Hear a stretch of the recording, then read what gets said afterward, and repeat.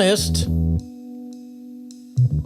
work hard, have fun,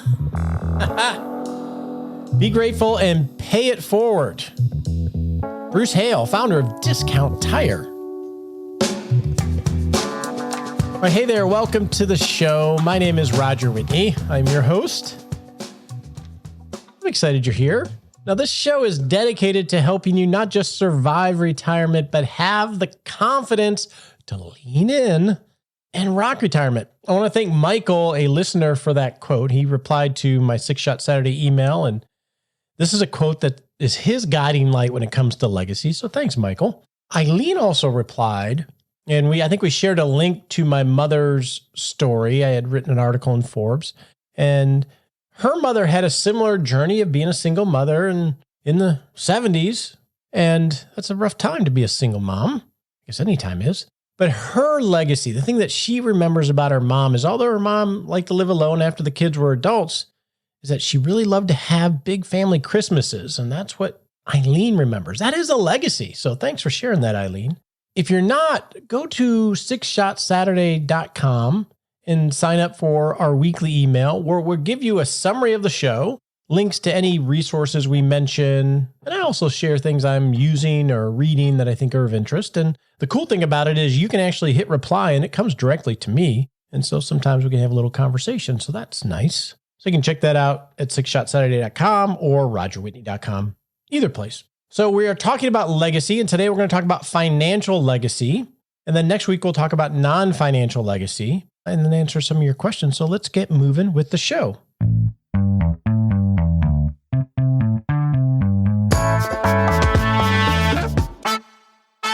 The show is sponsored by LTCI Partners. They are experts in navigating using insurance solutions to manage long-term care risk, and they provide a marketplace solution. So they have access to a number of insurance programs that can fit your budget to help manage long-term care risk. And you can learn more about them at ltcipartners.com/RAM. One cool feature they have, if you go there, is if you click Get a Quote, they'll do a quick pre-screening questionnaire to see if you're eligible for long-term care based on some high-level pre-screens. And if you are, they'll send you some sample quotes so you can get an idea of what the cost might look like. So you can look at that at ltcipartners.com/RAM.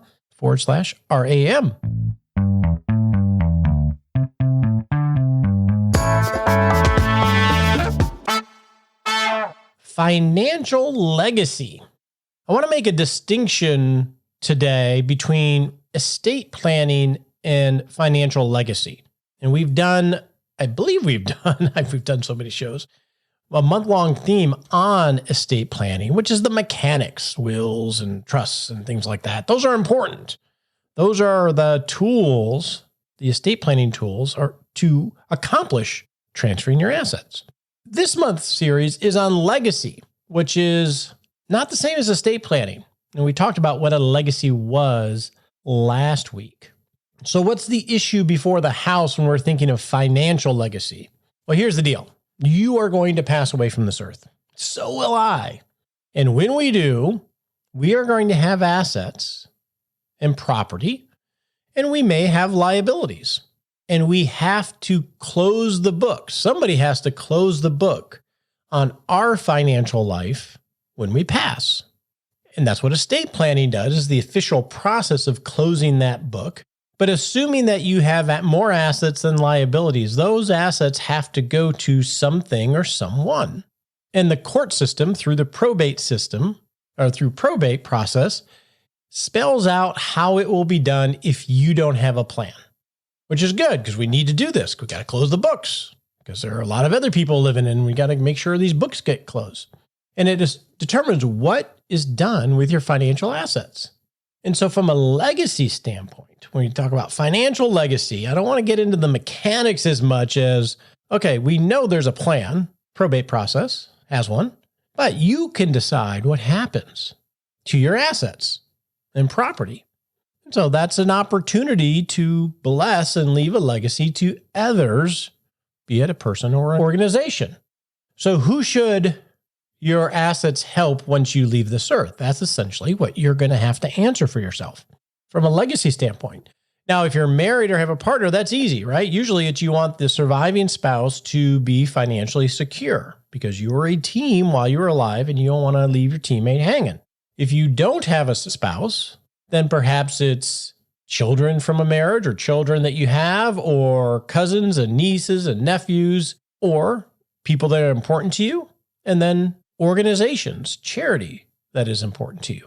So typically that's the order of spouse, children, or family members, and then charity, assuming you have a spouse. If you don't, then it's just either children, no children, then organizations and people that are important to you. So if you have more assets, then if you're likely to have more assets when you pass than liabilities, you get to choose who do you get to bless. And there are a lot of traditions around this of passing it to the children is the general way, but you don't have to. You have the opportunity. So if that's the issue, what outcomes do you want? We want to think about this when we're thinking about a financial legacy. Talked about secure spouse, assisting children, charities. What do you do with blended families? That's a whole nother discussion. In fact, as this is how we come up with themes, I think managing retirement along with legacy for blended families is probably a whole month-long theme because there's so much that goes into that. So we'll definitely put that on the docket. So legacy. I saw a good framework that I think we should use in thinking about financial legacy. And that is, if you want to, say, look at your life and project where you might be 5 or 10 years down the road, look at the trajectory that you're on now. You can do this with your children or with anybody. Let's do it with a friend. Let's say we got Johnny over here, who's my buddy. And financially, I'm wondering, where is Johnny going to be 5 years from now financially? Well, if Johnny doesn't save, spends a lot of money, uses credit card debt, never pays them off, he probably already has a trajectory of his net worth, right? It's flat or downward, depending on how much he's using debt, etc. If you extend that trajectory out, you can get a good sense where Johnny is going. And the reason I think this is a good tool is because we are our habits. We are what we repeatedly do. And we rarely, without intention, change our habits. It can definitely be done. I've changed my habits in so many ways. There's a powerful way of doing that, but we are our habits. So if we see the trajectory of where, say, Johnny is financially, I may love Johnny as a brother, but do I want to give Johnny money? Because my money isn't going to solve his problems because his problems isn't his current financial state. His problem is his habits that are creating the trajectory that he is on. And that goes the same whether Johnny is my buddy or Johnny is my son. And this is important, I think, when we think about legacy. Well, let's take Sally. Sally saves. Sally budgets. Sally supports her family and has a trajectory of being a good financial steward. Why does Sally have this? Because she has built habits, routines that she repeatedly does that has created this trajectory. So is Sally somebody I would want to leave money to? Well, if I look at her trajectory, I'm like, well, my money, if I leave a financial legacy to Sally, I can have more confidence that Sally is going to be on a good trajectory and be a good steward of that money, very different than Johnny. So when we're thinking about leaving a financial legacy, it could be Johnny and Sally, it could be ABC organization or charity, same thing. Are they good stewards? What institutional habits do they have that I know my money is going to be an accelerant to enable good behavior or support good behavior and not money that is going to enable and exacerbate an already bad situation? Because money isn't going to fix it. When if you just look at the surface, a lot of conversations I have, and this is from 30 years of walking this journey with clients, having some pass away and their legacy plans playing out and seeing what happens to the financial part of that legacy to different children and organizations. Because if you look at it on the surface, you would think, Johnny needs our help. He's in bad straits, and there's always a reason that he's in bad straits. I've seen families, while they're living, commit financial suicide to enable a poor trajectory. And I've seen money left after life that didn't help. It was just throwing it away because the trajectory and the habits were so bad. You need to think about this when you're thinking about financial legacy. And you just need to make a decision. What outcomes do you want, say for your children or for people that you love? What do you want to support and what do you not want to support? That's important. And I think that's critical to this financial legacy. Let's continue with this example. Let's take Johnny. Let's say, I can't give Johnny money because he's going to blow it, but I want to make sure Johnny is okay and I want to protect him from himself. That might be an outcome that you want, which is a good outcome or a better outcome. There are strategies and tools to do that. But if you don't know what outcome you want and you just think, I got to give Johnny money, I got to be equal, I got to treat the kids equal, fine, make that decision, but realize that that's a decision that's not just how it has to be done from a legacy perspective. So what are some of the obstacles to having the outcomes that you want? Well, secrecy is an outcome. There's no communication between spouses or family about what this topic, because it's sort of taboo and financial information is not easily shared in some families. Inattention is a big one. This isn't something that's fun to think about, and it's not super easy to work through, so it's easy just to avoid it, right? Because you're not going to die today anyway, are you? And just let the court system handle it or whatever basic thing you have in place. It's easy to say, just make it equal to children or whomever. And then just lack of planning, using a very default thing and not going deeply. And that is fine. Just realize that that's a choice. And the key here is to be intentional about these choices. And it is an obstacle, just the secrecy and the inattention, because it's not fun to think about. But if you do it, it can be a huge blessing to other people. And we've seen a lot of examples of that. So what I want to do is talk about strategy now from a financial perspective and just do a survey of some of the strategies and tools available to activate your thinking for your journey. So what are some basic strategies? Well, let's divide that between after you die and during life. So after you die, you can, or you want to focus on getting the assets to the right people and transferring those assets after death as efficiently as possible. So the will is the first tool we'll have in that toolbox, which is the last will and testament, is essentially the document that goes through probate where you say, here's what I have, here's who I want it to go to, and here's the person that I appoint to manage that process, the executor. And the executor executes the will, and then it goes through the probate system where the court oversees the executor living up to the terms of the trust. And that is a tool you can use. And it's very organized. It can have some expense to it, but yet it has a little bit of oversight. So that's one tool.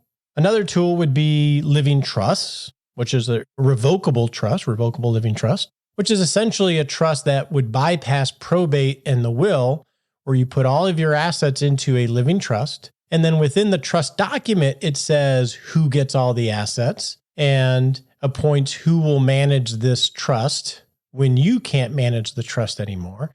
And the nice thing about a living trust is that if you have property in different states, it's easier to manage because the trust doesn't die.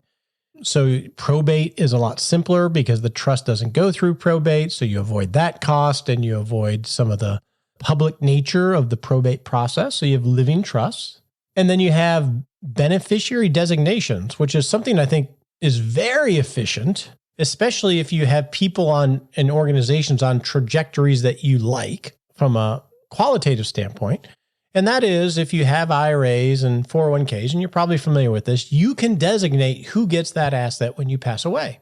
So let's say Roger has $1 million IRA and then Roger dies. Those assets will go to the people that I say are my beneficiaries. In this case, it would be my wife, Shauna. But if you're not married, it could be my money goes 50% to Sally and 25% to Bill and 25% to George. So you can name multiple beneficiaries. And when you pass, all of this bypasses probate and can transfer directly to these people within a beneficiary IRA very efficiently. So if you want to bless somebody financially, using beneficiaries, especially on retirement accounts, is a good way to do it. So you want to make sure those beneficiaries are chosen. And you also want to make sure those are up to date because you may change your mind later on. And this is, from a legacy standpoint, something you want to revisit. Is this still the person I want to bless with this asset? because that will evolve over time. And in most states, you can do transfer on death, which is essentially a beneficiary for a bank account or after-tax account, where you can assign beneficiaries. And that's a state-by-state thing. So these are some of the tools that you can use after death to make sure you bless the right people with the assets that you want to give them. Life insurance would be another tool, I guess you could throw in that toolbox, which is you pay for this life insurance, you pay your premiums, and then it has this death benefit, and you can choose beneficiary or beneficiaries that will benefit. So those are some tools to think about on once you know who you want money to go to, how to get that money to them most efficiently.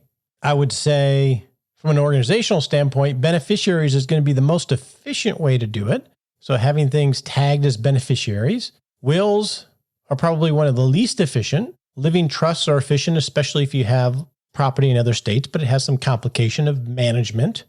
And so these are some of the tools in the toolbox. This is even if you like the people that the money is going to, or you not like them, you think they're on a good trajectory. Now, what if they're not on a good trajectory? Let's take Johnny. Johnny's on a downward trajectory, and let's assume Johnny is your son. Then you bring in tactics of, I want to support Johnny, but I can't give Johnny this money. That's where you get into more complicated trust planning to where I'm going to give, let's say, $500,000 to Johnny, but I'm not going to give it to him directly. I'm going to give it to a trust that his sister Sally will manage. Doesn't have to be Sally. You can choose who your trustee is. And then the trust will say, we can only pay money out to Johnny to support him having a house and being able to feed himself, etc., or to educate his grandchildren. That's where more complicated trust planning will come into play. And generally that comes into play when we want to support somebody with a legacy, a blessing, but we don't want to give them control of it because of the trajectory they're on. So that's where you'll have some tactical things that could come into play. And the key here is we got to know what we want and who we want it to go to, and then we can start thinking through how efficiently we get there. And this is an example of if we want to bless somebody, but we don't necessarily want to give them the money. Now, on the other end, so that's after death, what about during life? So during life, there are tactics to start leaving a legacy. So what's the objective in leaving a legacy during life? Well, one would be to bless others while they're alive, to support a trajectory that you want to support and to help others on their journey and not have to wait until you pass. Another would be to move future appreciation to the next generation. So if I give Sally money today, that will allow her to save in her 401k, and that will help her benefit in terms of having tax deferred or tax-free growth for decades. So those are generally the two objectives of during life, of blessing people right now. Let me help you with that. A good example is my son just graduated nursing school. This boy's been working hard for a number of years, working full-time jobs, doing the nursing program, doing the residency, et cetera, et cetera, et cetera. And he has a job in the ICU as a nurse. And he has about a week and a half gap between his current job at the hospital and the new job. And so as part of his graduation, we want to bless him and pay for him to go to an all-inclusive resort to relax and celebrate this big achievement. So we're going to pay for this for him. That's an example of a blessing during life. That's leaving a legacy during life. So that's an example. Some of the tools are 529 plans, where you can contribute for your children or grandchildren's education, and that will grow over time, even after you pass, for a specific purpose. Charitable giving, you can give money to charities out of your pocket and as much as you want, and you get a tax deduction for that. You have annual gifting. You're allowed, I think it's $16,000 a year to gift really to anybody. You could send Roger Whitney a check for $16,000 and there's no tax consequence. You can do that for your children, for someone you want to bless that maybe they're buying a house or maybe they want to save for their 401k and you want to give them some money to help them do that. And you're allowed to give anybody $16,000 a year. So let's say you have Sally, your daughter. You could do that. And if you have a spouse or a partner, they could also give $16,000 and you don't even have to report it on your taxes. It's just money changing hands. So that's a tool that you have And that's a good structural tool. We do that a lot where we have systematic gifting to move money out of one person's financial assets, usually the older retired person, and moving it towards children or grandchildren to support their trajectories that you want to support. And you have larger gifts that you can give to people. There's a large exemption of how much money you can give to really anybody. That is a lifetime limit for bigger gifts if you so choose. Another tool in your toolbox, this one hits home on the required minimum distribution standpoint, is qualified charitable distributions, where rather than take your required minimum distribution, you can actually give that directly to a charity. And there's a process for that. And that money counts towards your required minimum distribution and is not taxable at all. And you can start doing that at 70.5. So that's another tool in the toolbox. You can see how all of this stuff can get a little technical a little fast. And I don't want this just to be a big laundry list of things. That's why it's important that you decide what you want to do. Who do you think you want to bless when you pass? Determine if they're on a good trajectory so you can bless them directly by giving them money, or you can use a tactic to help them at least have a minimum dignity floor at some point. Once you know what you want to do legacy-wise, afterlife, it becomes a lot easier. And then you can find the tools in the toolbox. And then also when you are comfortable that you want to bless someone and give them money while you're living, there are tools for that too.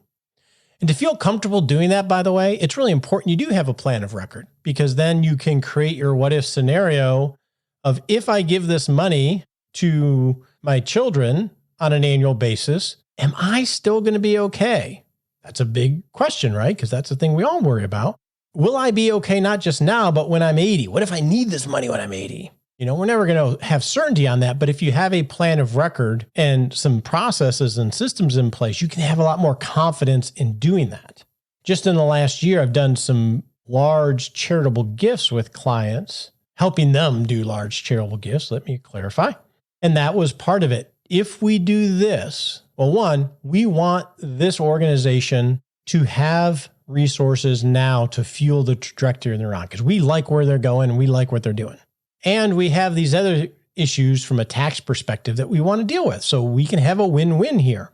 Part of that equation becomes, but if I give this big chunk to this organization now, will I be okay? Will I not need that money later on? And we had to go through a lot of analysis to help them have some confidence that, no, they're going to be fine. They don't need this money now. They shouldn't need it when they're 88. And that we had to go through that process so they could see, yes, I can give this money now and we're okay.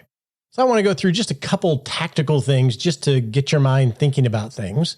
If you're going to give, say, funds to your children, a good gift to give is a highly appreciated stock or a few shares in a stock that you have unrealized capital gains that are significant. Because when you give that gift, that new owner, you can give that gift and not have to pay tax on the gift. So if you give $16,000 worth of a stock that you bought at $2, well, you aren't going to have to pay tax when you give that over. That's going to go to the second person. So giving highly appreciated stock is a good idea. Realize payment for education and medical expenses, they're exempt. There's no limit on that as long as you pay it directly to the organization. So you have to pay it directly to the organization. So if you have a grandchild that is going to a private school, you can pay the school directly, even if it's $60,000, and there's no tax on that gift because it's a direct payment to an educational institution. And you can do that for anybody. It doesn't have to be related to you.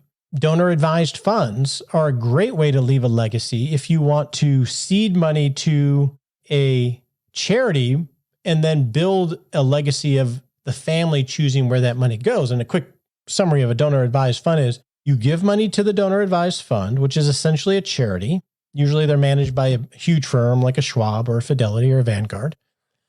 And let's assume it's $100,000. And then every year you can direct that donor advised fund to send money to qualified charities. You can say, hey, send $5,000 to the March of Dimes or to the Red Cross. And then whatever monies remain in that $100,000 that you haven't sent out can be invested and will continue to grow, hopefully. But a good strategy from a legacy standpoint is to involve the family in choosing each year to give some of that money away to charities. That's a great way of building a legacy. 529 plans we've talked about, and you can batch annual gifts so you can get a lot more money in there quickly. So there are a lot of tactical things. The key is knowing what you want to do and who you want to give it to. Then you can start to think through how to give that efficiently. But I want to encourage you as a last thought here. I don't know if I'm rambling or not. I sort of feel like I am. Sorry if I am. But I do want to encourage you, figure out who you want this to go to and what you're supporting. And don't be trapped by traditional thinking necessarily. Still okay to do that, but make sure you're making a proactive choice to do that, not feeling obligated to do that. All right, I'm going to go take some water. I think I'm losing my voice, and we're going to answer some of your listener questions.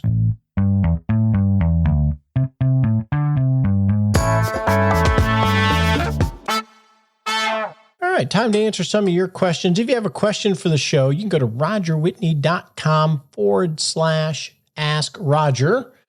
Extra credit if it's an audio question, which we're going to start off here with Dave. Hey, Dave, what's going on? Hey, Roger. My name's Dave. I'm in my mid-50s and recently retired. Hey, I've got a question on different types of investment classes, specifically private equity and hedge funds. My advisor had proposed I invest in several hedge funds, such as Portfolio Advisors, a KKR private equity, and Starboard Value, which is a, I'll say value equity fund. About 20% of the portfolio in these investments. They all have around that 5 to 6 year required investment horizon.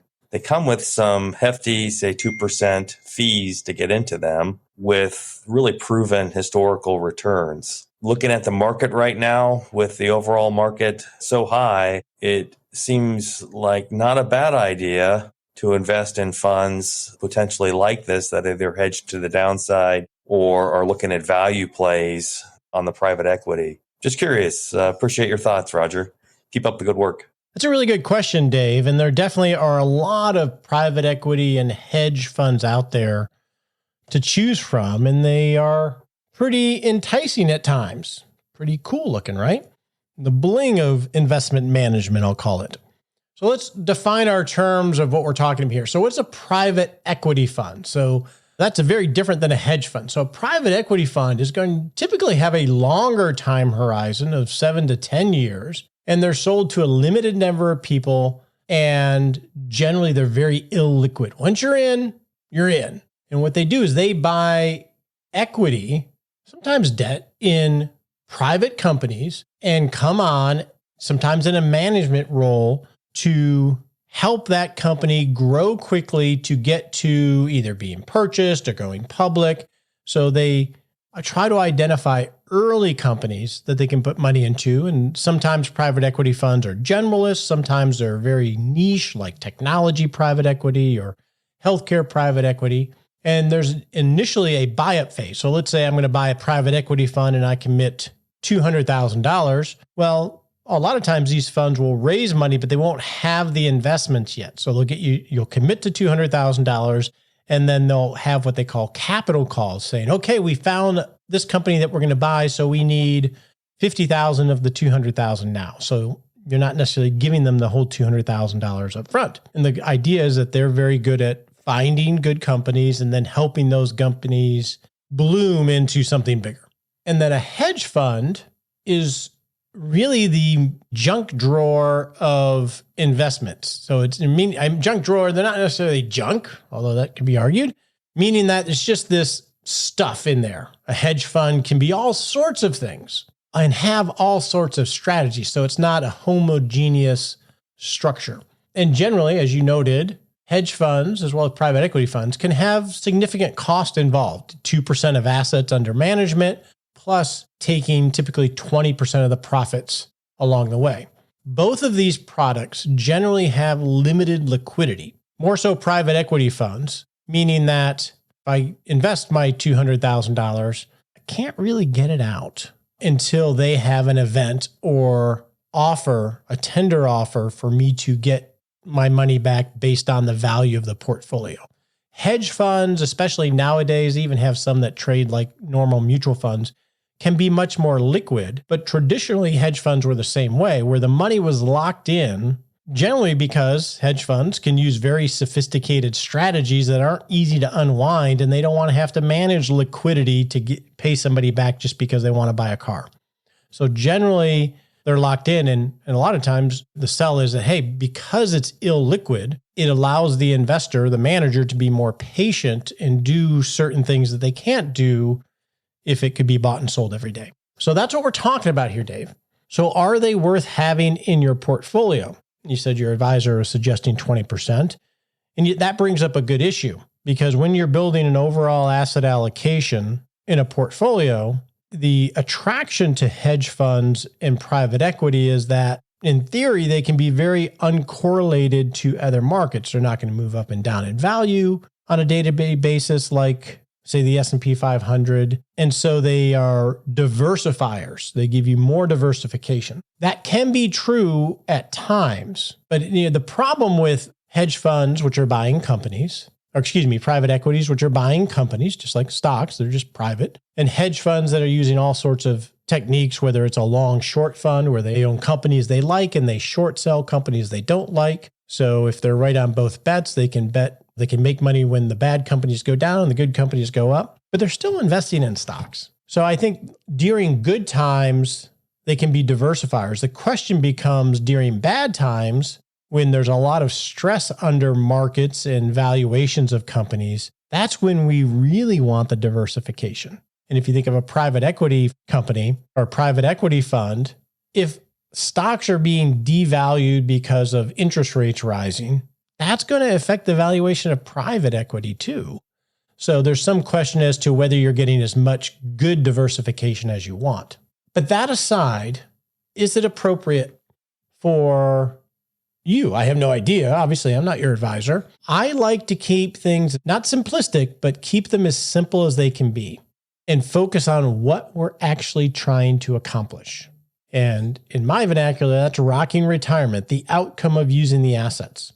And one risk that you have with these types of private investments is that there's a risk of execution, that they can execute on what they are promising on their process, and that their process will stand the test of time. And so just like you would if you were buying an active mutual fund, you're betting on their ability to execute and manage the process, and that the process is sound. That's a big bet, and it's not really one you can evaluate. Now, you mentioned that a couple of them had very long-term track records, and that can help be an indication. I'll give you a personal example right now, because I just had a chat with a hedge fund where I have a few positions in, and it has a 20-plus year track record. It's a long short fund, so it goes long companies it likes, and it goes short companies it doesn't like. It has a very impressive long-term track record. Even through 2008, it did really well. It did what it was supposed to do. They got good people, good process, good management, good controls. Everything on paper looks amazing. They just had almost a 50% drawdown, meaning that their fund went from 1 to almost 50 cents after 20, 30 plus years of a great strategy and performance-wise. I had a conversation with them, talked about their process, what they thought went wrong, what they're doing, which is really sticking to their process, which is what you want them to do. So there's this cult of personality. You're just going to have to bet that they're right. Now, is that appropriate for your portfolio? It can be for the most aggressive portion of your pie cake. If you are very well funded or overfunded for your retirement. So I think from that perspective, if you have excess wealth that you want to place some seeds in these types of investments that aren't going to jeopardize the trajectory of your life and what you or you and your family want, go for it, assuming you can handle the ride. If you aren't that overfunded and you're searching for something other than traditional, I would say I would be very, very wary, because these type of investments are much more binary. They can be really good, but when they're really bad, they're really, really bad. And you have no flexibility typically, or very limited flexibility to get in and out. So That's my thought on these type of investments. Lots of risk with them. Past returns aren't necessarily all the blah, blah, blah of disclaimer, but that's my opinion on hedge funds. I really don't use them. I like to keep things as simple as possible, not simplistic, but as simple as possible, because I'm focused on what we're trying to accomplish with the money. And I'm trying to eliminate as many things that are outside of our control as possible. And I think hedge funds are one, except for lots of excess wealth that you're bringing in a whole nother layer of, I'm not sure what I'm getting here and whether it's going to do what I need it to do. So that's my thought, Dave. Our next question comes from Hugh, and it's a really smart question. Hugh says, hey, Roger, I have a question that has bewildered me for years. Everyone says the market likes this or dislikes that. The market is living, breathing, human. It may well be if the market is controlled by algorithms set with parameters by humans.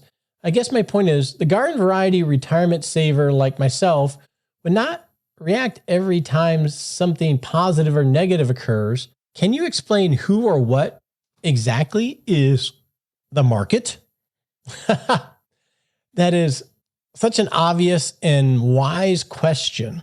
The market can be many things, right, Hugh? If we talk about equities, stocks, the market is the universe of stocks available and the prices of those stocks, which are determined by all the players in the market, individuals, institutions, retirement funds, 401k funds that are buying and selling these stocks. So if the market is the universe of stocks, and literally globally, the value of all of those stocks is considered the market. And that value goes up and down based on the buying and selling of all the individuals that were aforementioned that are buying and selling in these markets. We tend to, media tends to talk about the market likes, the market doesn't like when, hey, technologies are stock. The market doesn't like technology stocks right now. Like it's a person, and it's not. The market is made up of lots of individual actors, whether they're institutions or actual individuals. And when we're talking about markets ups and downs, we tend to try to assign whys. Well, the market doesn't really like technology now. So who says they don't? Technology happens to be down right now. That is, there's no necessarily explanation that can be assigned to the whys. I think a lot of that is just pundits trying to create reasons rather than saying, yeah, the market's up today. Technology stocks are down today. That's not as enticing as to all this analysis to why they are up or down. And then you can take that market and you can divide it into sub-markets, right? The market for international stocks or value stocks or smart stocks. Those can be little sub-markets, no different than the market for produce can be oranges or apples, etc. I honestly, Hughes, when it comes to rocking retirement, I don't listen to any market commentary. I don't read any market forecasts because that is something that I can't control. And reading it is simply reading other people's prediction about the future in the near or short term, which they really don't have any control over and don't have any credible history of procrastinating or guessing on what it will be. So why would I listen to it? That's one reason why we do the pie cake, because I can look at longer term averages. I do read financial news. I'm not totally uninformed. But to your point, Hughes, who likes what and who likes whatever, it doesn't matter. It doesn't matter what the markets are. We want to know if I'm buying the stock market, how should that behave? Is that going to behave like a lemon where I bite into it? But if I take too much, I'm going to pucker up and it's going to be really unpleasant. Or if I take just enough, I can enjoy it and will add to the entire meal of a portfolio. We want to know how they act and what their nature are in terms of historical returns, historical standard deviation or how much they go down, and how they correlate or move with other things. We want to understand that, but in terms of what the market thinks, I think is worthless. So, interesting question. Hopefully that helped answer your question. Markets can be anything. Market for baseball cards. When prices go up and down, that's based on all the individual actors. And all that collective information of positive and negative opinions make up the price of each individual security. So hopefully that helps you. Good question. I think it's important because we can fool ourselves that the market has some sense of things when it really doesn't. It's a bunch of people guessing. Our next question comes from Carl in regards to a single stock and Bitcoin and things like that. Carl says, I have about 700 shares in a single stock. It's been doing okay, but I'm worried about inflation and the automotive downturn. So this is an automotive stock, evidently. I'm 53. I have all my money invested in 401k and mutual funds. What do you think about precious metals? If I sell this stock, give me about $20,000, I could buy silver, I could buy gold, or I could buy Bitcoin. Or is Bitcoin eroding the metal markets like silver and gold? Interesting question there, Hugh. Or excuse me, Carl. This is Carl. So $20,000. I don't know if this is your excess capital that is really long-term, or I don't have the perspective of where this fits into your life, but I would focus on building a structure like we've talked about on the show that helps you position you to have the outcomes that you want. So for those monies, I wouldn't have an individual stock. I wouldn't own gold, and I wouldn't own silver or Bitcoin.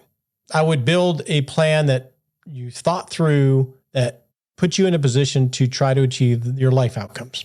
So let's assume this is just extra money, okay?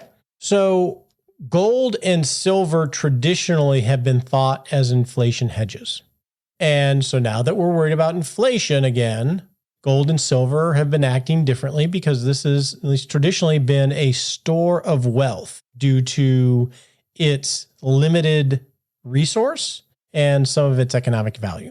Bitcoin, and he's saying Bitcoin has been eroding these metals because Bitcoin has become the new potential inflation hedge that's not tied to any currency per se. And there's, in theory, with Bitcoin, which is a cryptocurrency, some limited supply based on some crazy thing that I don't understand of how they mine them. So you really, it sounds like the question before the house here, Carl, is, do I sell this individual stock because it's an automotive stock and they're going to do bad? That's your projection because of inflation. And do I move that to gold, silver, or Bitcoin to hedge against inflation? I have no clue. I'm not a fan of using gold and metals as a long-term investment of any significant source. Now I say that, and I got some silver in my safe. It's like 0.000% of any monies that I have. I have some Bitcoin, which is 0.000% of my net worth. Just did it to try it and understand what's going on there. I wouldn't do either of those unless you want to make a speculation on those. I don't think either of them really have proved to be very big inflation hedges, especially recently. Bitcoin is not simply a potential inflation hedge. And in crypto, we've seen that by prices, which have plummeted more than 50%, I believe, and some almost to zero. I think that is a sort of like the tech bubble of the 90s that was over leveraged and overhyped, and now it's feeling the pressure of that. Now, cryptocurrencies as a technology may emerge like the internet and technology industry did to a more mature, less leveraged type of industry, but I probably wouldn't put money there personally. So my suggestion, Carl, is that there's so much to do on making sure you build a structure for your life to be okay, is all of this is just simply a distraction. Whether the automotive industry is hurt or does well, whether it's gold, whether it's silver, whether it's crypto and Bitcoin, is all a big distraction. Make the main thing the main thing. What does Carl want for his life? How does he position his resources to achieve that goal? Eliminating as much as you can from risk and complexity, etc. So that'd be my suggestion, Carl. On your marks, get set.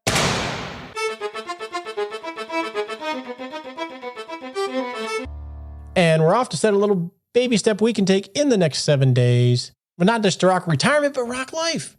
So in the next 7 days, I want to challenge you to be courageous, to do something, to act in the presence of fear.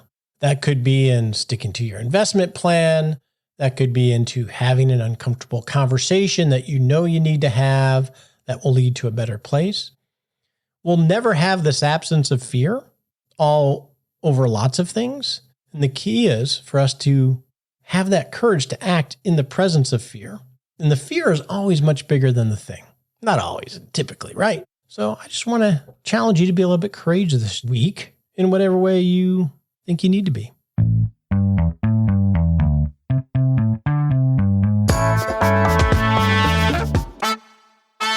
Hey, you know what today is? Today is the day. Today is your life. Go live it.